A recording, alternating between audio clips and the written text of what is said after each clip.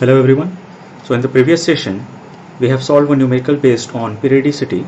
We solved question number 1, x of n is equal to sine 6 pi n by 7 plus 1.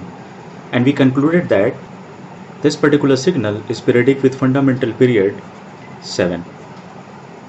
So today we will solve question number 2. X of n is equal to e to the power j7 pi n is periodic or non-periodic. If it is periodic, then what is the fundamental period? Okay, so let's get started. So my signal is x of n is equal to e to the power j7 pi n. So this is an example of complex exponential function. Let us check whether this particular signal is periodic or not. Let us assume the signal is periodic with period capital N. If it is periodic with period capital N, then I can say x of n is equal to x of n plus capital N, e to the power j 7 pi n plus capital N.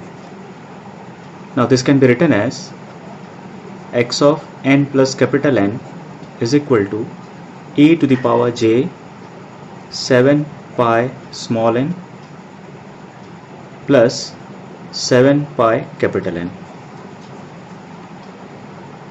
Now, as we discussed in the previous class, we need to choose the term which contains capital N.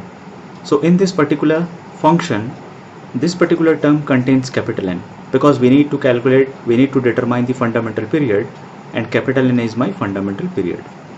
So 7 pi capital N is actually omega naught n, which is 2 pi small m. Now pi and pi get cancelled out.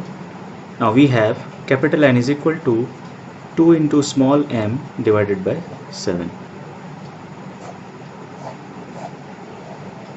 Now what is my next task? My next task is I need to choose the smallest value or smallest integer value of small m in such a way that capital N is a whole number, or we can say it is an integer.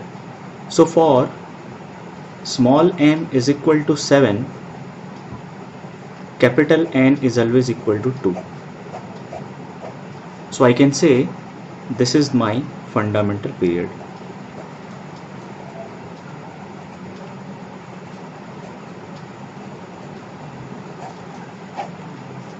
Okay, so in this way we can calculate the fundamental period for a given discrete time signal. So we have seen here is that any exponential function of such type are always periodic in nature.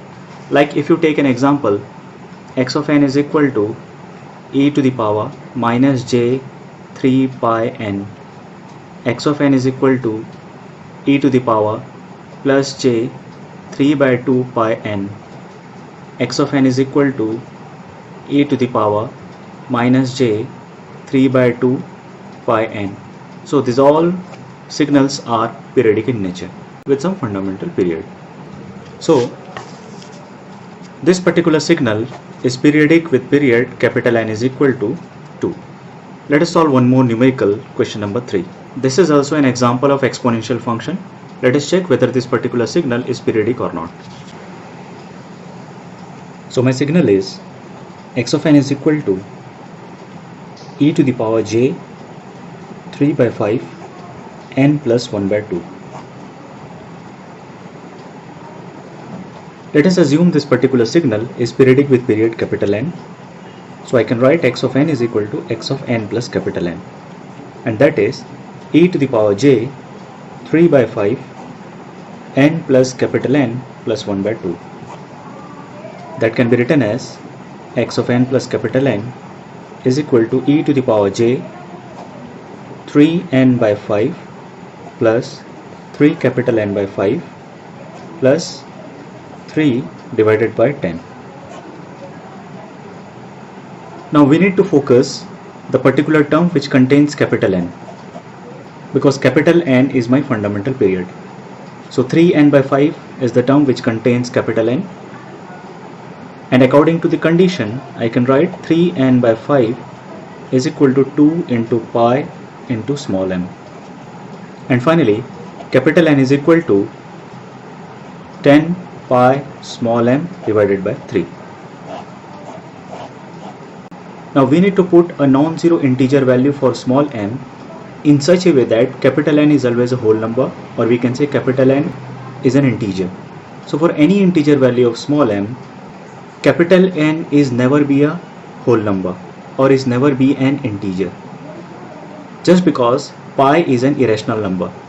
So we can conclude that this particular signal x of n is equal to e to the power j 3 by 5 n plus 1 by 2 is aperiodic in nature.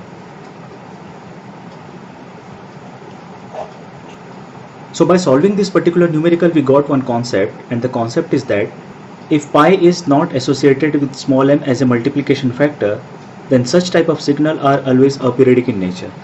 Let us take one more example. X of n is equal to cos 2 pi plus n.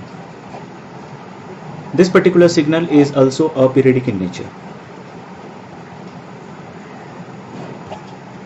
Why? Because pi is not associated with small n as a multiplication factor. So if you see any of the signals, it may be a cosine function, it may be a complex exponential function, or any type of signal, if you do not see a pi as a multiplication factor with small n, then without any hesitation we can write that particular signal is aperiodic in nature. Now if a signal is of such type, x of n is equal to cos of 2 pi n plus 1. Now as you can see, pi is associated with small n as a multiplication factor. So this particular signal is of course a periodic signal. It is a periodic signal. And once we come to know that the particular signal is periodic signal, then we can go for calculating the fundamental period by this particular procedure. So I hope this numerical was useful. We will solve few more numericals based on periodicity and aperiodicity in the next session. Thank you.